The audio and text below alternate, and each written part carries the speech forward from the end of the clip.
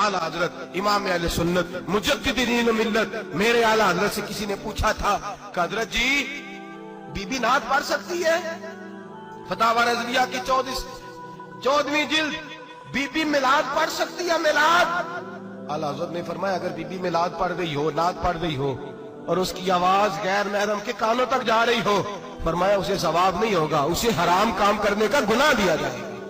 बीबी को मना है, वो नात की आवाज भी औरत का ही नहीं पड़ता, दीन में तो औरत की आवाज का भी पड़ता है। दीन में तो औरत की हजरत सैयदा ज़ैनब, हजरत फातिमा की वो लख्ते जिगर जो मैदान करबला में इमाम हुसैन बराबर की शरीक रही सैयदना इमाम हुसैन के साथ। याह्या बिन मोइन कहते मैं 15 साल तक हजरत ज़ैनब का पड़ोसी रहा हूं। 15 साल, घर बराबर होता है ना, बंदा बीबी देख ही लेता है। वो बीबी कभी पर्दा डाल के जा रही है दवाई लेने, कभी नजर आ ही जाती है। कहते 15 साल में सैयदा फातिमा की बेटी का पड़ोसी रहा हूं, मैंने कभी बुरके में छुपी हुई ज़ैनब भी नहीं देखी। बुरके में छुपी हुई ज़ैनब भी कभी नहीं देखी। हजरत अब्दुल्ला बिन जाफर तैयार जनाबे अली मुर्तजा के भाई थे, उनके बेटे के साथ इनका निकाह हुआ था, बीमार हो गई। तो हजरत अब्दुल्ला कहने लगे ज़ैनब चल तुझे हकीम के पास ले जाऊं, तबीब के पास ले जाऊं। तो हजरत ज़ैनब कहने लगी आप जाइए मेरा हाल बता के दवाई ले आइए।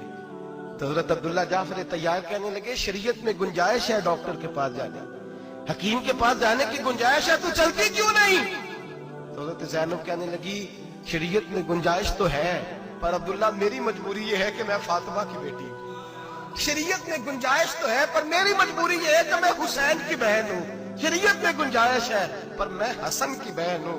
शरीयत में बड़ी गुंजाइश है पर लोग मुझे मोहम्मद अरबी की नवासी कहते हैं। गुंजाइश तो है तो मैं नहीं ना निकल सकती, इसलिए कि जितना कोई अपने आप को दीन के करीब जानता है उतना उसके पैरों में शरीयत की जंजीरें ज्यादा होती हैं। तो जनाब सैयदना अब्दुल्ला कहने लगे अगर तू पर्दा कर गई, अगर तू चली गई, तो फरमाने लगे ये तो अल्लाह की मशीयत है, तू दवाई ला दे ताकि मैं खा लूं, और अगर मैं चली गई तो मैं अपनी माँ से जाके कहूंगी कि अम्मा सारी तकलीफें मैंने छाती पे बर्दाश्त की हैं पर मैंने तेरे पर्दे पर आंच नहीं आने दी।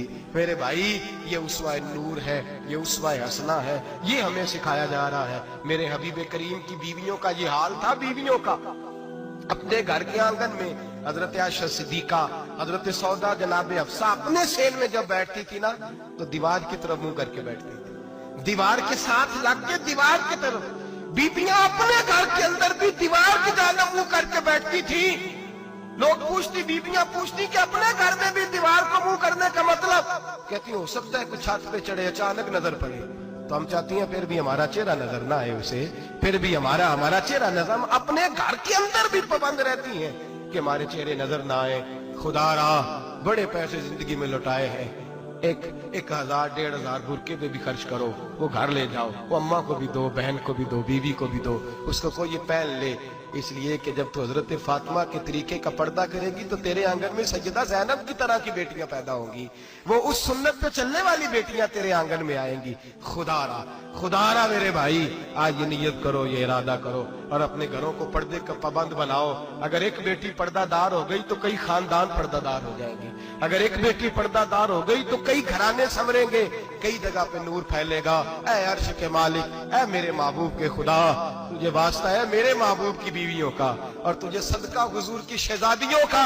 ऐ अल्लाह इतना करम बरसा, इतनी रहमत बरसा कि मेरे वतन की बेटियां और मेरे वतन की माएं बहनें बच्चियां ये समझ जाए कि हमारी निजात सिर्फ हजरत फातिमा के बुरके में है, हजरत आयशा के पर्दे में है, सैयदा खदीजातुल कुबरा के हिजाब में है। अल्लाह करे ये समझ जाए और ये जब भी सजदा करें तुझसे हयाई मांगे, ये तुझसे जब भी सजदा करें ये तुझसे अपने लिए चादर ततहीर और पर्दा तनवीर ही मांगे।